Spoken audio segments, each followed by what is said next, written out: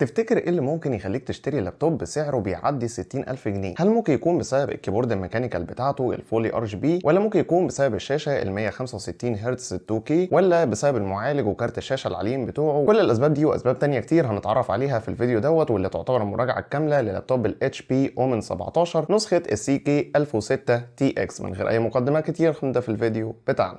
نبدا اول حاجه سريعا كده بالمواصفات. اول حاجه انت عندك هنا معالج كور اي 7 12800 اتش اكس، طبعا معالج من فئه اكس يعني قابل لكسر السرعه، وكسر السرعه هنا امن بيجي لك على البرنامج بتاع اللاب، مع ان سرعه المعالج هنا مش هتخليك تحتاج تكسر سرعته اصلا، لان المعالج ده بيجي ب 16 نواه 24 مسار وتردد تيربو 4.8 جيجا هرتز، واللي يعتبر سرعه مهوله بالنسبه لاجهزه ثانيه كتير. بالنسبه لكارت الشاشه فطبعا احنا عندنا هنا كارت مدمج مش فارق معانا خالص، المهم هنا هو الكارت الخارجي، وهو هنا ال RTX 3070 Ti، الكارت اللي بيجي بمساحه ديديكيتد 8 جيجا برامات GDDR6، واللي تعتبر هنا طبعا رامات الكارت مش رامات اللاب. بالنسبه لرامات اللاب نفسه فاللاب هنا بيجي برامات 16 جيجا DDR5 مش DDR4، وده يعتبر اول جهاز اجربه برامات DDR5. الجهاز هنا بيجي برامات سرعتها 4800 ميجا هرتز، وهكلمك قدام برضه في اخر الفيديو على نقطه كده خاصه بالرامات. بالنسبه للاس اس دي بقى هنا فالاس اس دي هنا جاي بمساحه 1 تيرا بايت، واللي فيه نسخ ثانيه بتنزل 512 او نسخه ال 2 تيرا بايت. الاس اس دي ده بيدعم سرعات لحد 6300 ميجا على الريد و4800 ميجا على الرايت، واللي تعتبر طبعا سرعات مهوله، ما اعتقدش انك هتحتاج اسرع من كده. ندخل بعد كده بقى على الشاشه بتاعت الجهاز. الجهاز هنا اول حاجه خالص هتلاحظها فيه ان الشاشه بتاعته بتيجي بدقه 2K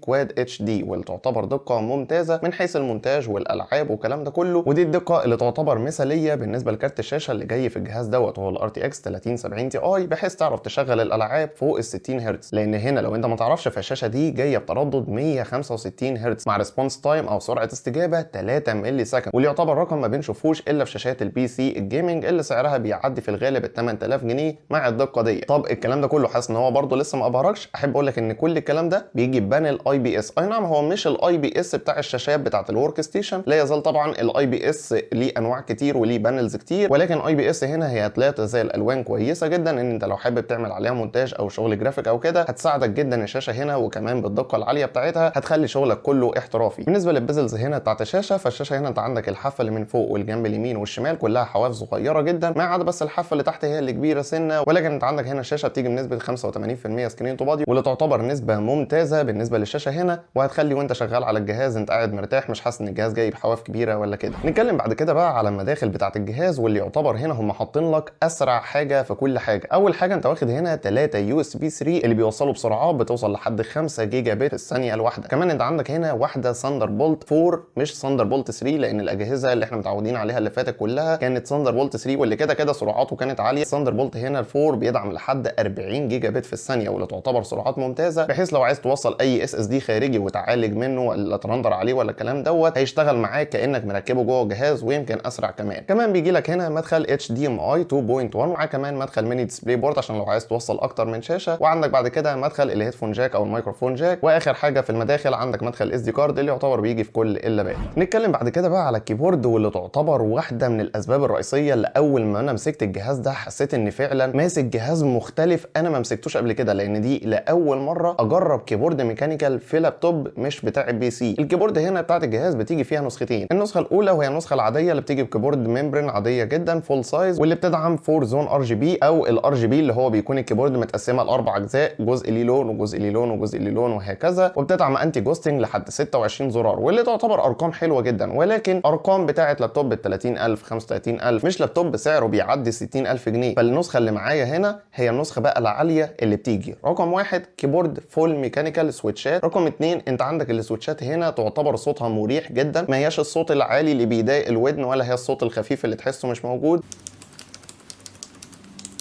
وكمان الكليكات بتاعها تعتبر مريحه جدا في الاستخدام، مش هتحس خالص في الكليكات بتاعتها ان هي تقيله قوي او خفيفه قوي، تحس ان كل حاجه جايه في الجهاز هنا وسط. طب ايه اللي هتقدمه لك برده الكيبورد دوت؟ انت عندك هنا الفولي ار جي بي او الار جي بي بيركي، او اللي نقدر نقول عليه لون لكل زرار، بمعنى ان انت في الجهاز ده تقدر تغير اللون بتاع كل زرار لوحده، والحاجه دي ما بنشوفهاش الا في الكيبوردات الخارجيه بتاعه البي سي اللي اسعارها بتعدي ال 1300 جنيه و1400 جنيه في الوقت الحالي، ويمكن اكتر من كده بكتير كمان عشان تاخد حاجه بتدعم باستخدام الار جي بي بركي، وكل الكلام ده هنا بتقدر تعمله من خلال السوفت وير اللي بيجي لك على اللاب واللي اسمه اومن جيمنج هاب، واللي يعتبر هنا بيقدم حاجات تانية كتير غير ان انت تعدل الكيبورد والالوان والكلام ده. هنا تقدر تكسر سرعه المعالج وتعمل حاجات تانية هنبقى نتعرف عليها في فيديو مختلف ان شاء الله. فما تنساش ان انت تشترك في القناه لو لسه ما اشتركتش عشان يوصلك الفيديو ده اول ما ينزل. كمان النسخه الميكانيكال اللي معايا من الكيبورد ديت بتدعم الفول انتي جوستنج، او اللي يعتبر ان انت معاك هنا انتي جوستنج كامل. والانتي جوستنج ان انت لو دوست على اكتر من زرار الكيبورد ما تعلقش او ما تقفش، وهنا انت عندك فول انتي جوستنج عشان لو انت واحد حب يدوس على زراير الكيبورد كلها لسبب ما يعني الجهاز هنا مش هيقول لك لا وهيشغلها عادي. واخر ميزه في الكيبورد هنا ان هي اي نعم هي مش جايه فيها نام باد، يعني ما فيهاش الزراير الخارجيه بتاعه الارقام بتاعه الاله الحاسبه، ولكن انت جاي لك هنا 6 زراير ماكرو في الجنب الشمال تقدر ان انت تظبطهم، تحدد الاستخدام بتاعهم يكون ايه، تحدد كل زرار يفتح لك مثلا جوجل، زرار تاني يفتح لك ماي كمبيوتر، وهكذا. تحدد الاستخدام بتاع كل زرار من خلال البرنامج اللي بيجي لك على اللاب. نتكلم بقى بعد كده عن البطاريه بتاعه الجهاز. الجهاز هنا بيجي ببطاريه 83 واط اور، واللي تقعدك في الاستخدام المتوسط بتاع الافلام والتصفح متوسط ساعتين لساعتين ونص، واللي تعتبر نسبه كويسه جدا بالنسبه للشاشه 2K اللي هنا، مع استهلاك الطاقه العالي بتاع المعالج وكارت الشاشه والكلام ده. الحاجات دي طبعا بتستهلك طاقه عاليه جدا، فبالتالي بطاريه 83 واط اور اللي في العادي في الاجهزه الخفيفه اللي ما بتستهلكش طاقه ممكن تقعدك 4 5 ساعات، في الجهاز ده هتقعدك متوسط ساعتين لساعتين ونص. وطبعا ده جهاز في الاخر الهدف الاساسي منه هو الشغل او الجيمنج العالي،